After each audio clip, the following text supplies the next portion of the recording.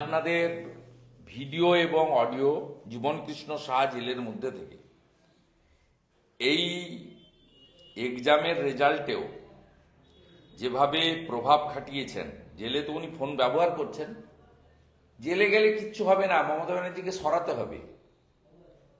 এই পার্থ টার্থদের মতো চোরেরা, জীবনকৃষ্ণ সাহাদের মতো চোরেরা ইডি ধরে 5 দিন 10 দিন পিসিতে রাখছে তাদের কাছে, তারপরে তো জেলে পাঠাতে হচ্ছে। জেলে তো 5 স্টার ব্যবস্থা করে দিয়েছে। জীবনকৃষ্ণ সাহার এইগুলো দেখুন। এই মুহূর্তে 50 টাকা আগে পাঠাতে হবে।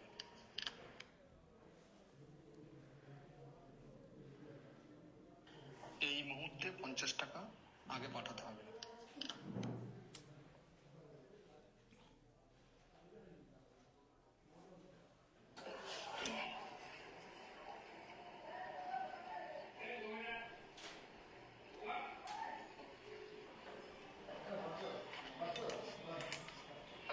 হ্যাঁ স্যার, বলছি টাকাটা চলে এসছে। হ্যাঁ, আমি পাঠাচ্ছি, ঠিক আছে।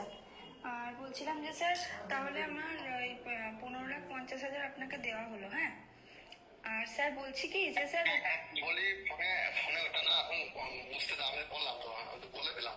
আচ্ছা ঠিক আছে, আর তুই বারবার আচ্ছা, ঠিক আছে ঠিক আছে, বেশ। স্যার বলছি কি যে ওইটা এরা কেটে দিল ফোন।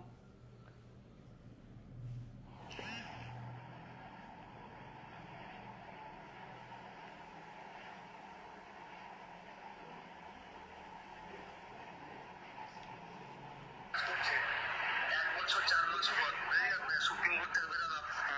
আবার একই কেসে 1 বছর হলো পুজো তো 1 বছর 4 মাসে 1 বছর 4 মাসের মাথাতে ধরে নিয়ে চলে গেল। বাড়িতে কিছু পেলি না, এবারে পাস নতুন করে যদি কিছু অ্যাকাউন্টে পাস বা কিছু পেলি ধর মাথা মাথা পুরো ধর মাথা স্যার সত্যি, হ্যাঁ।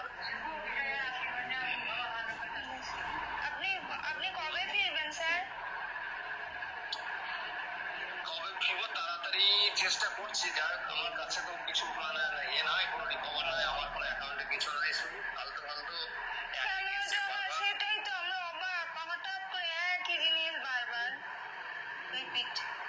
হ্যাঁ, আর বিরক্ত লাগে এইভাবে যে আমরা খুব কষ্ট করে স্যার আপনার সাথে যোগাযোগ করার জন্য, মানে ওই যে মানে পীযূষ কান্তি বাবুকে অনেকবার মানে ফোন করে করে আপনার সাথে যোগাযোগ করতে পারবো না, খবরও পাচ্ছি না কি করে, সেই জন্য ওনাকে ফোন করে কষ্টে মানে আপনি ফোন করেছেন স্যার। আচ্ছা ঠিক আছে, আমি আমার এখন অসুবিধা নাই, আমি এখন যেতে তাড়াতাড়ি বেরোতে হবে, এগুলো উদ্ধার করতে হবে, এই জন্য আমি চেষ্টা করছি আমার ভালো লাগতে দিয়ে। দেখো এমনিতে কিচ্ছু নাই গো, আমার না কোনো এত এইভাবে যদি আমাকে হুটহাট করে টেনে নিয়ে চলে যায়, বিরক্তকর ব্যাপার। সেটাই তো, মানে তো অবাক হয়ে গেলাম, হঠাৎ করে কবেকার কি সব মিশে গেছে, আবার হঠাৎ করে সেই একই জিনিস। ভোরবেলাতে চলে আসবে আমার এক বাড়িতে। আপনি স্যার আগে কোনো কিছু খবর পাননি? খবর কি করে পাবো, ওরা এলে কি খবর দিয়ে আসে? সেইটাই তো কথা।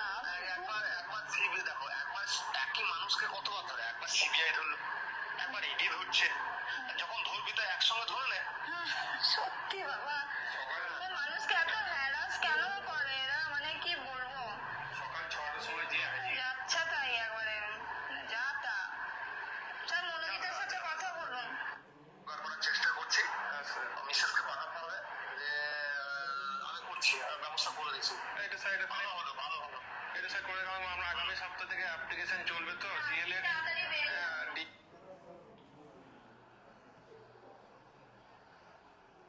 মূল মানে চোর। আর মমতা ব্যানার্জিকে যদি সরাতে না পারেন, এই রাজ্যের 2 কোটির বেশি শিক্ষিত বেকার, 1 কোটির কাছাকাছি পেটের টানে বাইরে চলে যাওয়া পরিযায়ী শ্রমিক, এদের কোনো নিস্তার নেই। বলুন আপনার ফ্রেশাররা শর্ট নোটিসের পরীক্ষায় পড়াশোনা করে প্রিপারেশন নেওয়ার পরেও কার্যত 95% বেশি, হাতে গোনা 2-1 হতে পারে, এবারের পরীক্ষায় মানে ইন্টারভিউ যে ডাক হয়েছে এখনো অ্যাপয়েন্টমেন্ট দেননি, অ্যাপয়েন্টমেন্ট দিতে পারবেন কিনা জানি না, কারণ এইটাতেও সম্পূর্ণ দুর্নীতি হয়েছে। ফ্রেশাররা কার্যত সুযোগ পাননি। 70 নম্বরের পরীক্ষায়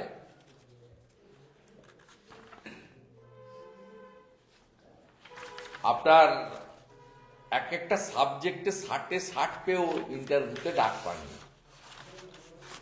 শিক্ষিত বেকার যুবক যুবতীদের সঙ্গে যে প্রতারণটা মমতা বন্দ্যোপাধ্যায় করেছেন, তার নেতৃত্বাধীন, তার পরিচালিত, তার অঙ্গুলি নির্দেশে এসএসসি করেছে, এই ক্ষমার অযোগ্য অপরাধ হয়েছে। অন্যদিকে টেন্টেড ছাড়া যারা পরীক্ষায় পাস করেছেন তারা ইন্টারভিউতে ডাক পেয়েছেন বড় সংখ্যায়, তো তারাও যে সকলে ডাক পেয়েছেন তা নয়। সাবজেক্ট ইংলিশের ক্ষেত্রে কোনো বঞ্চিত যোগ্য শিক্ষক তারা ডাক পাননি।